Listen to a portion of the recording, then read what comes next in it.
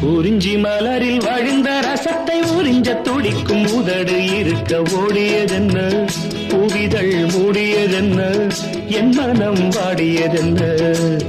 ஒரு மாலையிடவும் சேலை தொடவும் வேலை பிறந்தாலும் அந்தி மாலை பொழுதில் இலை புரியும் ஆசை பிறக்காதோ.